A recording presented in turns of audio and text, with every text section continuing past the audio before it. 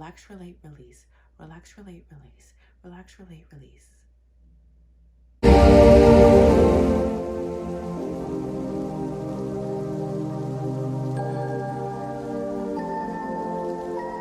Hey guys, and welcome back to my channel. So in today's video, we're going to be talking about the top 10 things I wish I knew as a military spouse.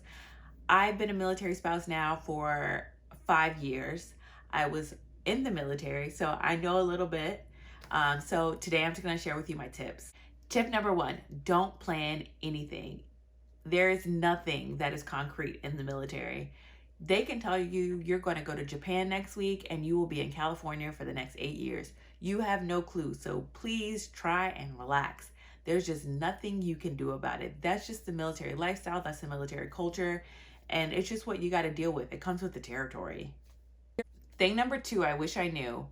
We are always moving. We are never in a place for long, whether it be 30 minutes from a base, whether it be across the country, whether it be in another country. You're never in a place for too long. So don't get too comfortable. Be as homey as you can, but also be ready when you can to pack up and move. And if you know that you may be moving and it's around PCS season, I would start to pack things little by little, things that you don't need, like your decor for Christmas, like if it's the summer and you know you're moving in October, have all those things packed up. And make sure when the movers come, you tell them what to do and you monitor them, because sometimes it can get a little messy and a little hectic. So with always having to move, it kind of sucks, I won't lie, because you tend to build these relationships with people, with other military spouses, and unfortunately you have to get up, pack up, and leave. I mean, thank God for social media and for texting and email and the ways that we're able to keep in contact now, but it is really hard, and especially when you have kids, you have to pick up and move them from schools.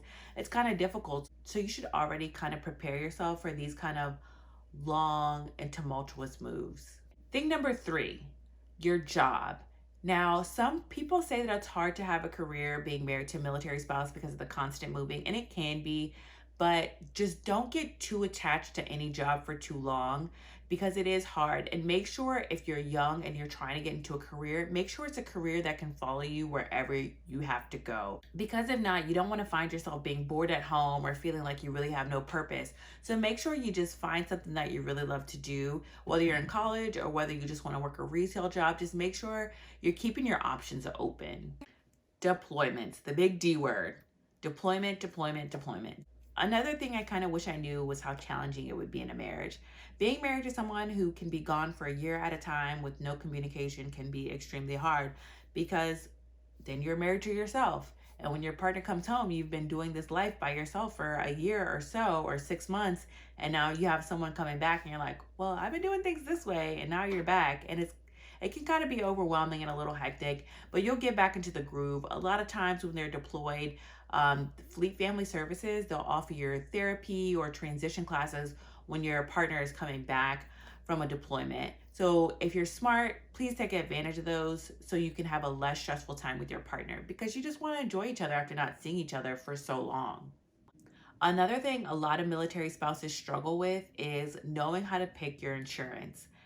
Well, TRICARE is the only one you got if you're in your husband's insurance, and pick wisely. I personally have TRICARE where I can go out in town and be seen by a provider when paying a small copay. That's the one that I prefer. If you prefer being seen on base or you don't mind, then that's okay. But for me, I had to learn the hard way, because originally I was only being seen on base. But in order to get a referral to other things, you have to go to your primary care doctor and then get a referral from them to go see another physician. And then that can take forever because they're so oversaturated in the military system. So I like being out in town and having that insurance, because I can do my own referrals. I don't need anyone to like write or send over a message to another physician for me to be seen. And normally I can be seen a lot faster. Yes, I do have to pay a copay, but I can afford to do that. So it doesn't really bother me. And the copay really isn't a lot. I think the most I've ever paid for a copay is $21. Hearsay, that is one thing military spouses deal with all the time. It's like, well, I heard they were coming back today. They're coming back next week. They're coming back a month after that. Whatever you hear, unless you hear it from the service member's mouth themselves, I would take it with a grain of salt. because it's probably not true. Everyone's getting inaccurate information, and then it causes this uproar. People get confused, people get frustrated, they get overwhelmed. So if I were you, I would just wait, take it easy, wait till your service member tells you what's really going on, and then go from there. Gossip. Gossip, gossip, gossip, gossip. That is one thing about military wives that can kind of be a little overwhelming. Once you get into a group of military wives, some of them you will find that they gossip a lot. So if I were you, I would be careful about who you tell your business to, because you do not want to hear it back on the ship or in a training environment or out in the field. You do not want to hear your business or your spouse telling you that they've heard your business repeated in his workplace or her workplace. That is the worst. I mean, everybody knows everybody's business. Everybody thinks they know everything. And it is just this constant cycle of gossip and just who said what. Just if I were you, I would try not to find myself in that place, because it can be very, very uncomfortable. And then it's a lot of damage control. You don't want your business out there. One huge thing that you will learn is that a lot of times you will feel like a single parent. A lot of big decisions will fall on your shoulders because you don't have a spouse to bounce that idea off of. You can't communicate about how things should be done with your children. That can be very hard and very, very overwhelming. So a lot of spouses, we tend to form into groups so we can kind of help and support one another. Your family's really important. I know a lot of spouses who will move back with the kids back home while the service member's deployed, because they need that foundation. It's very, very hard and very, very challenging.